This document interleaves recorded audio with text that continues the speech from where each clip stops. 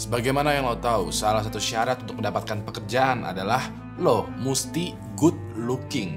Ini bukan gue yang bilang lo ya, tapi syarat ini banyak tertulis di iklan-iklan lowongan pekerjaan. Dari sini, gue punya pertanyaan nih. Emangnya orang jelek itu nggak boleh kerja ya? Emangnya dengan good looking itu visi misi perusahaan itu menjadi lebih mudah tercapai ya? Terus orang yang dibilang good looking itu seperti apa sih? Singkat cerita, ada seorang pria yang insecure nih dengan bentuk wajahnya. Dia ingin bentuk wajahnya itu se-good looking idol K-pop. Ya udah deh, sehabis lulus pendidikan, dia menjadwalkan dirinya untuk operasi plastik. Yang dia tidak ketahui adalah ternyata operasi plastiknya ini dilakukan oleh hantu. Bisa dibilang ini adalah sisi gelap dari fenomena operasi plastik yang ada di Korea Selatan. Nah, sebelum kita masuk ke detail ceritanya, hai semua, nama gue Ewing dan jangan lupa untuk subscribe karena gue bakalan upload 2 video kisah nyata mengerikan setiap minggunya dan juga nyalain notifikasinya supaya tidak ketinggalan. Lalu sebarkan video ini ke semua teman-teman lo yang sekiranya suka video-video horor. Kalau udah siap, langsung aja kita mulai kisah nyata mengerikan untuk episode kali ini.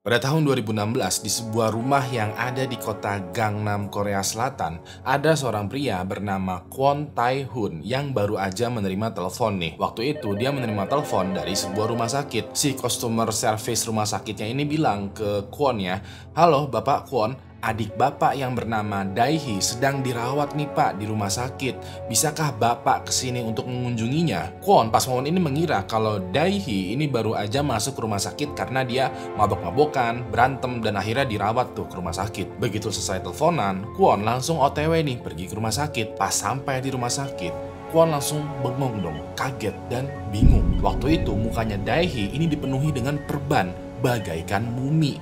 Kondisinya juga tidak sadarkan diri. Kwon nanya ke suster yang jaga ya, kayak, "Ini adik saya kenapa nih?"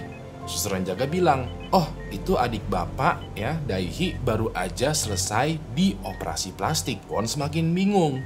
Tunggu, operasi plastik?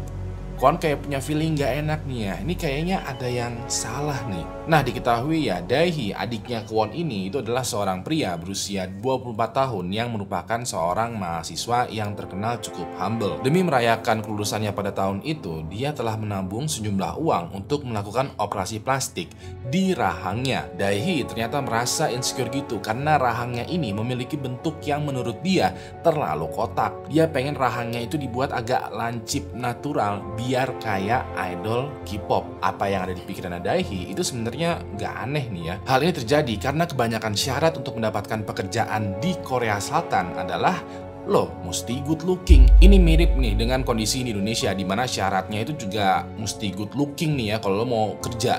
Cuman di Korea Selatan standar untuk mencapai good looking aja itu tinggi banget. Somehow perusahaan itu kayak berharap karyawannya tuh mesti secantik Jennie Blackpink atau seganteng Taehyun BTS. Alhasil ada semacam fenomena di Korea Selatan di mana orang-orang yang baru aja lulus pendidikan itu rela melakukan operasi plastik demi bisa good looking dan mendapatkan pekerjaan. Dae-hee lalu mencari info-info nih sekiranya klinik kecantikan mana yang harganya murah, dipercaya, terbukti berhasil, dan minim sekali malpraktek di kota Gangnam, Korea Selatan. Dicari-cari dan akhirnya ketemu tuh dengan sebuah klinik yang iklannya bilang tidak pernah terjadi malpraktek selama 14 tahun terakhir, terpercaya, harganya murah, dan tanpa resiko apapun. Wah, Dae-hee tertarik nih.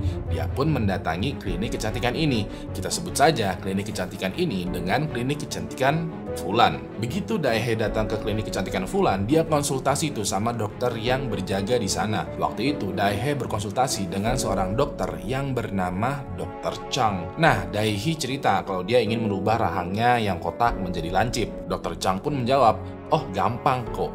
Bapak nggak perlu khawatir, saya udah sering melakukan operasi rahang. Pokoknya aman, terkendali, dan tanpa resiko. Saya yang bakalan mengoperasi Bapak dari awal sampai selesai. Daihe semakin tertarik dan ya udah deh, mereka berdua pun menjadwalkan hari untuk tindakan operasi rahang. Begitu Daihe sampai di rumah, dia cerita dong ke ibunya bahwa dia bakalan melakukan operasi plastik nih. Ibunya Daihe yang bernama Lina Geum ini nggak setuju tuh dengan keputusannya Daihe. Ibu Lina bilang, udah ngapain sih operasi plastik? Kamu tuh udah ganteng nak, udah good looking, gak perlulah operasi plastik. Lagi pula resiko dari operasi plastik itu berbahaya loh. Cuman Daihe bersikeras kalau dia mesti operasi plastik. Dia insecure lah dengan bentukan dagunya yang kotak. Yang dia gak ketahui adalah ternyata operasi dia nanti itu bakalan dilakukan oleh hantu.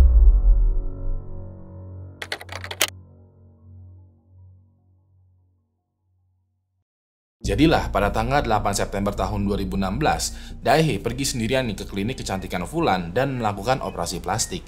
Pada saat di tengah operasi ya, entah kenapa Daihe ini mengalami pendarahan hebat. Dikarenakan klinik kecantikan Fulan tidak sanggup untuk menanganinya, Daihe dilarikan tuh ke rumah sakit yang lebih besar. Begitu masuk ke rumah sakit, Daihe langsung dirawat. Pas ini seperti yang gue ceritakan di awal ya, kakaknya Daihe yang bernama Kwon itu menerima kabar tuh dan akhirnya datang untuk menemani Daihe yang dirawat. Kwon tanya-tanya ke suster yang jaga dan ternyata kondisinya Daihe sekarang itu malah lagi koma setelah melakukan operasi plastik. Waktu itu kakak Kwon dan ibu Lina bergantian merawat Daihe yang masih koma dan pendarahan di dagu. Pendarahannya ini parah banget sampai-sampai perbannya itu mesti berkali-kali digonta-ganti. Selama 7 minggu ke depan, Daihe koma, pendarahan, dan dirawat tuh di rumah sakit. Sampai akhirnya pada minggu-minggu terakhir, Daihe ini menjadi kritis dan lama-lama dinyatakan meninggal dunia. Kakak Kwon dan ibu Lina itu nggak terima dong dengan Daihe anaknya sampai meninggal gara-gara operasi plastik. Mereka berdua pun akhirnya menuntut klinik kecantikan Fulan karena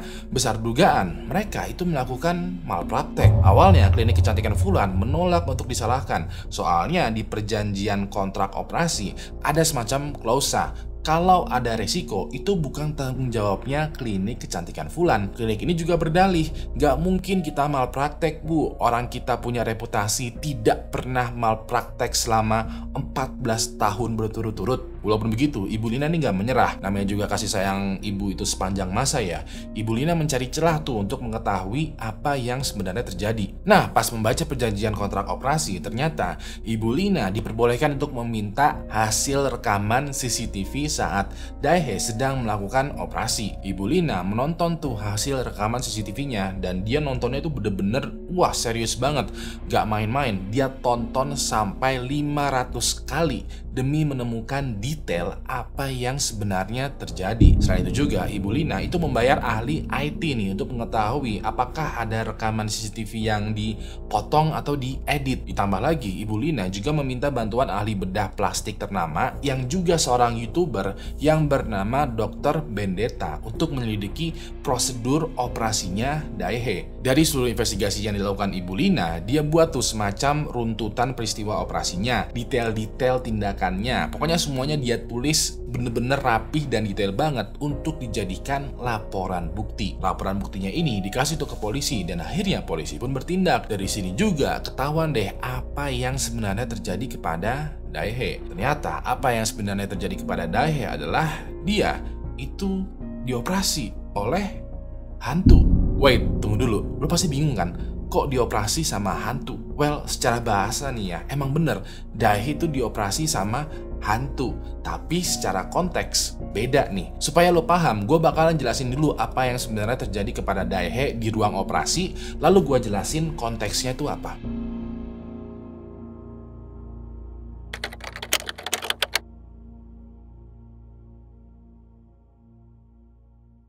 Jadi pada tanggal 8 September tahun 2016, Daihe udah terbaring nih di meja operasi, udah ready untuk tindakan. Pas itu Dr. Chang masuk ke ruang operasi dan mulai melakukan tindakan. Dengan skillnya Dr. Chang, tindakan operasinya tuh sampai momen ini berjalan dengan lancar. Pas di tengah operasi, Dr. Chang ini mendadak berhenti gitu dan bilang ke asisten dokternya, "Oke, selanjutnya lo yang selesaikan ya." Dr. Chang pun keluar dari ruang operasi dan tidak pernah kembali lagi. Operasinya Daehae pun akhirnya dilakukan oleh asisten dokter. Asisten dokter ini kita sebut saja sebagai Fulana. Dan yang paling parahnya adalah Fulana ini bukanlah dokter bedah. Nah, kejelasan mengenai Fulana ini agak sedikit sulit ya untuk dijelaskan karena adanya perbedaan bahasa nih. Fulana itu emang seorang dokter yang mungkin punya skill untuk membedah manusia. Tapi yang jelas, yang pasti, Fulana tidak mempunyai izin atau lisensi untuk membedah manusia. Dan untuk selanjutnya, yang membedah atau mengoperasi Daehae adalah Fulana, bukan Dr. Chang. Sekitaran 2 jam selanjutnya, Fulana berusaha tuh ya membedah Daehae. Sayangnya kondisi vitalnya Daehae ini terus menurun karena pendarahan. Waktu itu Fulana memanggil lagi tuh Dr. Chang dan mereka berusaha tuh untuk menghentikan pendarahannya Daehae. Pas ini mereka bisa dibilang kewalahan dan ujung-ujungnya Daehae kehabisan banyak darah. Dikarenakan mereka tidak bisa menghandle pendarahan ya, Daehae mau nggak mau dioper atau dilarikan ke rumah sakit yang lebih besar. Di sana Daehae sempat dirawat dan koma selama 7 minggu. Sayangnya, ujung dari perjuangannya Daehae adalah dia meninggal dunia. Nah, kalau berpikiran bahwa apa yang sebenarnya terjadi dengan Daehae itu adalah kejadian langka yang jarang terjadi, well, enggak cuy. Di balik gemerlap indah dari betapa mudahnya mendapatkan good looking dengan operasi plastik, ternyata ada sisi gelap yang mungkin bakalan menjadi pertimbangan lo.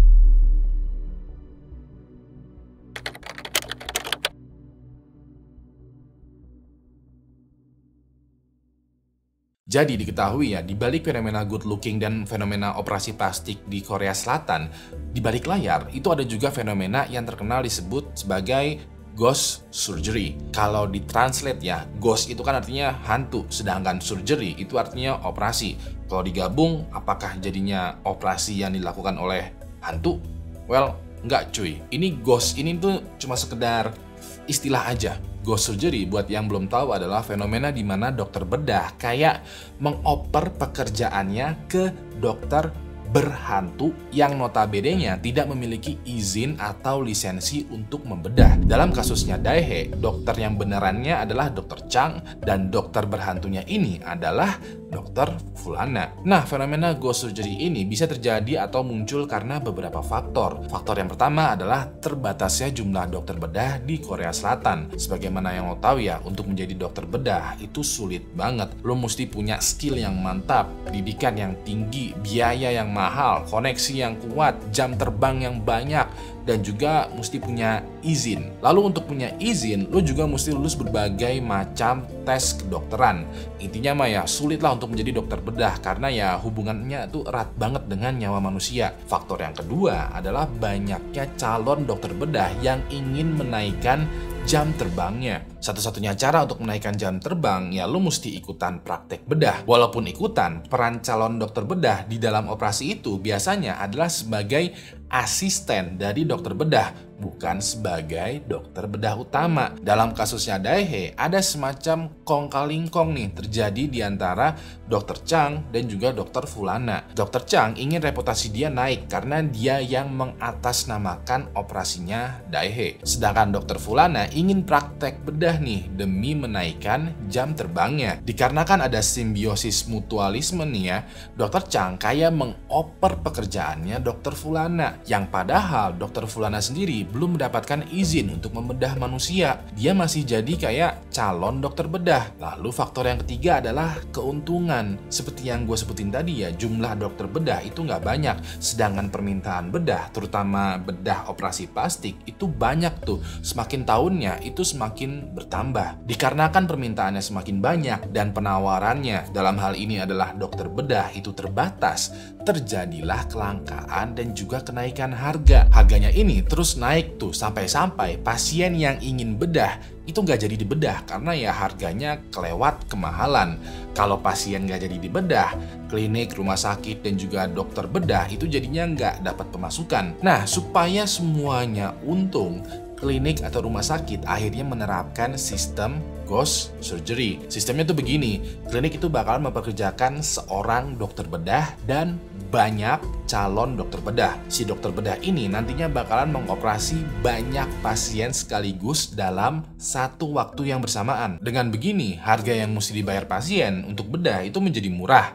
Klinik dan dokter bedah itu mendapatkan pemasukan dan calon dokter bedah itu mendapatkan jam terbang.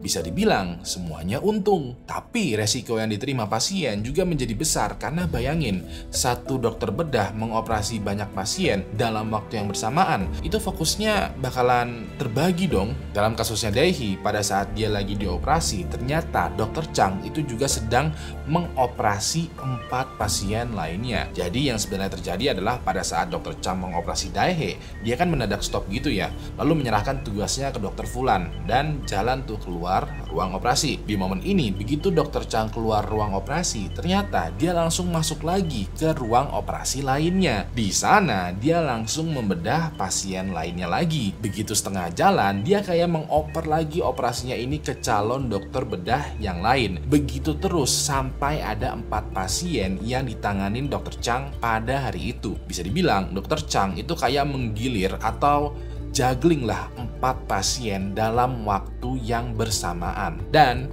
hal yang ditakutkan pun terjadi. Entah kenapa ya, Dokter Fulana mungkin melakukan kesalahan, tidak bisa menghandle operasi, atau ada komplikasi medis lainnya.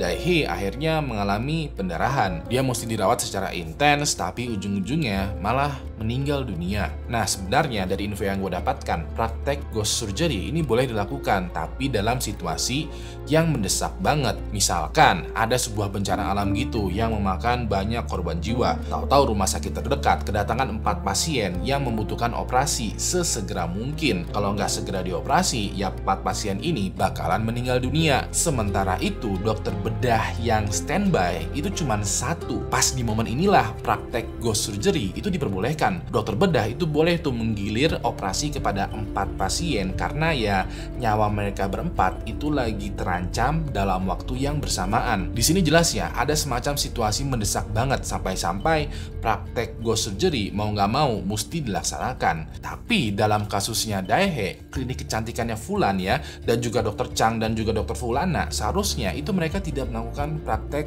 ghost surgery. Operasi plastik atau operasi kecantikan itu kan tidak terbilang mendesak banget, tidak ada nyawa yang terancam.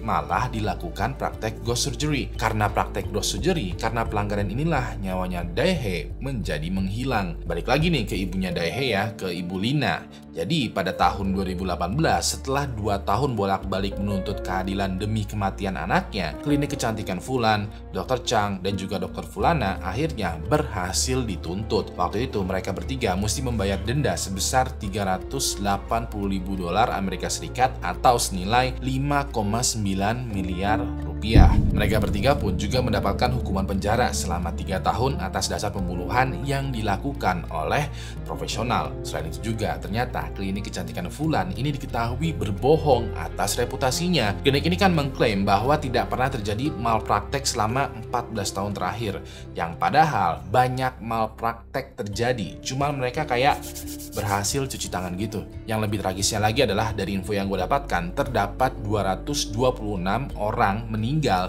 dari tahun 2016 sampai 2020 akibat gagal operasi plastik, yang notabene-nya juga akibat dari praktek ghost surgery ini. Sejak kasus mengenai gagal operasi plastik ini mencuat, dalam kontrak operasi plastik ya, ada semacam klausa gitu yang mengharuskan adanya rekaman CCTV pada saat tindakan operasi, dan rekamannya ini mesti boleh diakses atau didapat oleh keluarga pasien. Sekarang nih ya, pertanyaannya, masih maukah lo untuk operasi plastik? Tulis jawaban lo di kolom komentar. So, itu tadi adalah kisah nyata mengerikan tentang sisi gelap dari operasi plastik di Korea Selatan. Ini udah terjadi nih di Korea Selatan. Semoga aja, gue nggak tahu ya, semoga aja nih ya, tidak terjadi juga di Indonesia. Gue mau terima kasih banget buat lo semua yang udah nonton video ini dari awal sampai habis, terutama juga kepada member dari Anti Halu Halu Club. Yang mau ikutan join membership Anti Halu Halu Club, klik aja tombol join di bawah ini atau link yang ada di deskripsi. Kalau sekiranya lo masih butuh asuhan video horor, lo bisa kunjungin video yang ada di sebelah kanan atau channel Ewing XP, di mana gue bakalan live streaming hampir setiap harinya. Terakhir, nama gue Ewing dan sampai jumpa lagi di kisah nyata mengerikan selanjutnya. Good night.